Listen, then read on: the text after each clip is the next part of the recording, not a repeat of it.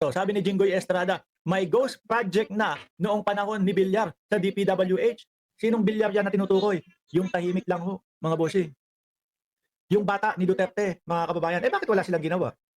Alam na pala nilang ganyan, no? Alam na nila nung panahon ng dating Pangulo Duterte, yung mga ghost project, yung mga ghost flood control, etc. Lahat-lahat. Ba't walang ginawa? Bakit kailangan umabot pa dito sa panahon ni Pangulong Bongbong Marcos? Yan, si Villar po, no? O Mark Villar, tahimik lang po si Junjun. Pero nung nagkabistuhan na po patungkol sa flood control project na yan, abay nagsalita na, no? Yung dating tahimik naging madaldal. No, pero ang tanong po dito, ang tahimik po ba ay delikado o hindi? Siyempre po delikado yan. Lalo na kung tao ka, Nidigo. Tama nga naman mga pre, no? Kung noon may anomalya na sa flood control project na yan, bakit hindi itong mga to umaksyon? Bakit ngayon nga lang umaksyon sa panahon ni PBBM? Bakit? Nakakapagtaka naman. Noon tahimik kayo. Diba? Ngayon nagkakabistuhan na nagsasalita na kayo para hindi kayo maimbestigahan, ganun ba? Aba. Antibay naman. Yan yung ating bibigyan na reaction ngayon mga pre. Pero syempre, bago po tayo magtuloy-tuloy sa ating reaction, kung bago pa lang dito sa ating YouTube channel, huwag kalimutan mag-like, share, and subscribe para naman po maging updated kayo sa lahat ng mga uploads natin. So ayan mga pre, no? Binuking po ni Jinggoy Estrada itong si Villar. Itong tahimik pong Villar mga pre. Nabisto. Mark Villar. Itong may mga issues sa pera naglalaglagan talaga So anyway, ito po no, panoorin po natin itong video na to. Ayan no, may ghost project na noong panahon ni Villar sa DPWH. Panoorin po natin. Hindi kung sana doon pa lang inaksyon na yung mga yan, hindi na po sana hindi na po sana maraming pera ang nawala. Tama. Di ba? Baka natutulog o baka dahil bata-bataan nila yung mga kurakot. Siyempre, yung amo niya bida-bida. Yung amo niya mahangin, mayabang. Anong gagawin ng mga tauhan? Patulog-tulog lang. Habang napupuno yung bulsa. Diba? Ganun lang naman yan. Habang napupuno yung bulsa, total naman, kahit magtrabaho o hindi, yung bulsa lumulubo Diba? Pero yung project, nilalangaw. Ayan si Mark Villar. Basta pag sinabing Villar po, wala pong mga kwenta yan. Sinasabi ng mga DDS ako, si Bongbong Marcos talaga ngayon, tingnan mo, kurakot ang administrasyon ni Bongbong Marcos. Yung pala yung nangurakot, yung mga tao ni Digong na nandyan pa ngayon sa gobyerno, at kahit nung panahon ni Digong ay nagsisimula na po silang magnakaw di umano.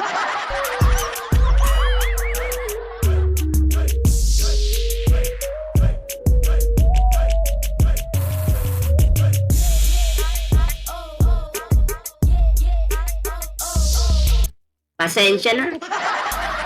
Ayan mga pre, may TikTok po tayo dyan, may Facebook, sana po nyo supportahan yung ating mga social media accounts. Noon pa kayo nagnanakaw, pag upo ni PBBM, pagbibintangan nyo. Sabi nga ni PBBM, nandyan lang yung flood control, di ba? Kasi akala niya yung nakapaligid sa kanya, mga matitino. Wala naman pala. Magnanakaw po pala lahat. Hindi naman pala lahat. Pero karamihan, ganun talaga. Sa lahat po ng nakikita natin, sa panahon po ni Pangulong Bongbong Marcos, mga bossing, ito talagang umaaksyon, kumikilos. Mismo ang Pangulo na nga po ang mismong pumupunta doon sa mga hinihinala. Tapos sasabihan nila yung Pangulong Bongbong Marcos na mga DDS kasi mga asartalo at mga hanggang dyan na lang sila sa pang-aasar, di ba? May picture po si PBBM na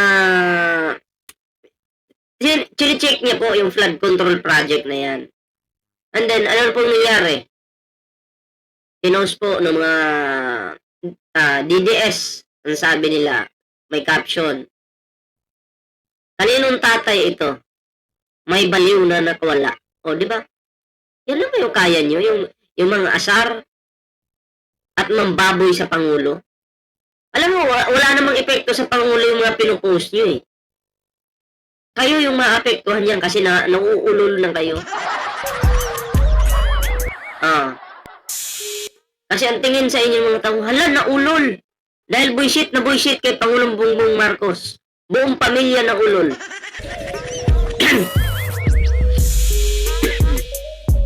Tuloy natin. Flood control na hindi tinapos ng mga walang yang mga kontraktor. Di ba? Si Mark, tahimik lang. Tahimik lang si Mark. Tahimik lang. Bakit kaya ito? Tahimik lang. Delikadong taong tahimik. Karamihan yan, magnanakaw. Hindi naman po lahat. Okay, hindi posible mangyari po yan, ha? Hindi lang naman yung mga nandyan sa pwesto, basta pag, malay mo, may kaibigan ka rin tahimik. Kala mo matino, magnanakaw pala. Kala mo matino, tamad pala. Diba? Marami po.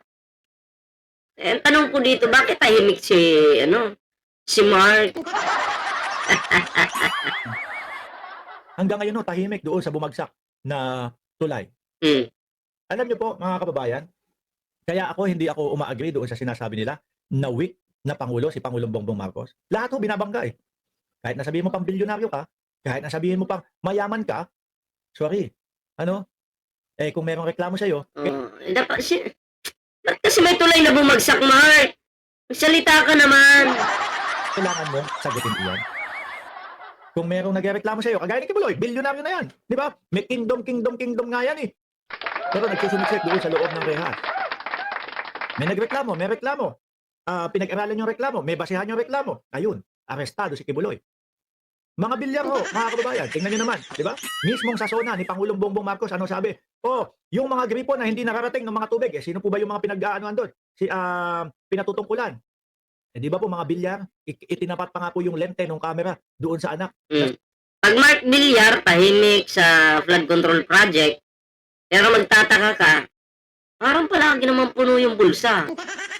Tapos ngayong nauungkat, abay magsasalita na.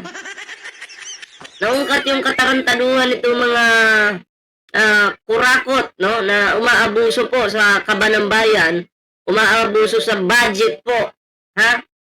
Umaabuso sa pera ng taong bayan. Biglang nagsalita si Mark. Diba? Para kunyari, mema lang. Mema, sabi. Diba? Pero nung panahon ni Digong, tahimik. Tapos nabubulok ang mga proyekto. Diba? Pag-usapang Mark. Pag-usapang Cynthia naman, siya ang may-ari ng mga lupain. Diba? Brilyante ng lupa. Cynthia Villar. Diba? Brilyante po yan ang lupa. Yan po, walang iba kundi si Cynthia Villar. Pag-usapan naman Camille Villar. Brilyante ng tubig.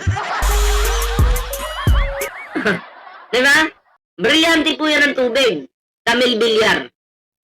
Maduming tubig para sa mga Pilipino. Camille Villar po ang maasahan dyan. Prime water.